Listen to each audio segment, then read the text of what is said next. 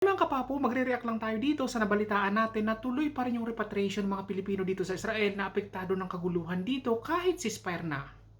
21 Pinoy mula Israel ang nakatakdang umuwi sa Pilipinas ngayong araw ayon sa Overseas Workers Welfare Administration. Kabilang sila sa mga Pinoy na naipit sa gulo sa pagitan ng Israel at Iran. Ayon pa kay OWA Administrator Patricia Kaunan, 25 Pinoy naman ang nakatakdang umuwi sa Sabado.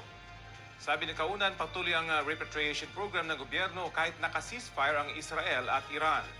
Ninomonitor din nila ang sitwasyon ng mga Pinoy sa iba pang lugar sa Middle East. Ayun mga kapapo, tuloy-tuloy yung repatriation ng ating gobyerno papuntang Pilipinas ng mga kababayan natin sa Israel na apektado dito. Para sa akin, napakagandang programa na to na kahit ceasefire na dito, bigyan natin ng choice yung mga kababayan natin na umuwi ng Pilipinas. Kasi po, hindi po ganun kadali yung nararanasan na stress dito ng mga kababayan natin kahit wala na yung gulo, kahit ceasefire na. Meron tayong mga nakakausap na kababayan na talagang hindi daw sila mapakali, talagang andun na yung takot nila, andun na yung trauma nila. Kaya para sa opinion ko na napakaganda nitong programa nito na kahit ceasefire na, ituloy-tuloy lang yung repatriation. Pag may mga kababayan tayo na gustong umuwi sa Pilipinas, bigyan natin ng pagkakataon. I-free natin yung ticket, bigyan natin ng mga ayuda para sa mga OFW na kagaya ko na mga nandito sa Israel. Kung gusto nilang umuwi sa Pilipinas, accept natin kahit ceasefire na. Kasi po dito sa Israel, hindi naman po Iran lang ang problema dito. Napakaraming bansa nakapaligid dito.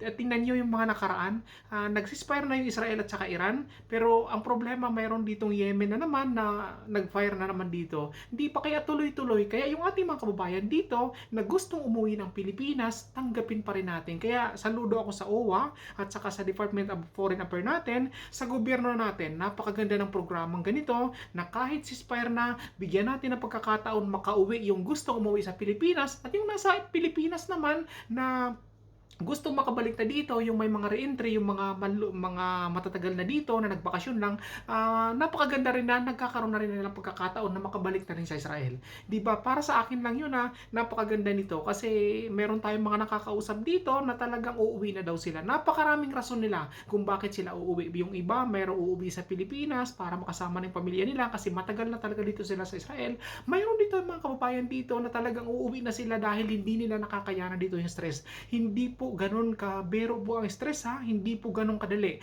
Ako nga na medyo matapang-tapang tayo ng konti, minsan talaga nung mga kadalasan na yun, yung kasagsagan na yun, minsan naluluhan na lang tayo pag may kumalabog na kinakabahan tayo at yung amo ko sinasabi sa akin na kinakabahan ka ba? Natatakot ka ba? Sinasabi ko sa kanya, hindi naman ako ganun katakot pero may takot pa din. Hindi mo mawala yun sa amin, di ba? Kaya thank you so much sa ating OWA sa Pilipinas. At the same time, dito sa Tel Aviv, sa ating embassy dito, napansin natin na napakaganda ng communication nila, napakaganda ng ginagawa nila. At napansin ko ngayon na hands-on talaga sila sa mga OFW natin na apektado dito sa Israel. Kaya maraming salamat po sa gobyerno natin sa Pilipinas na hindi pinababayaan yung mga kagaya naming mga OFW na gusto nang mag-for good sa Pilipinas. Kaya maraming salamat po. Thank you!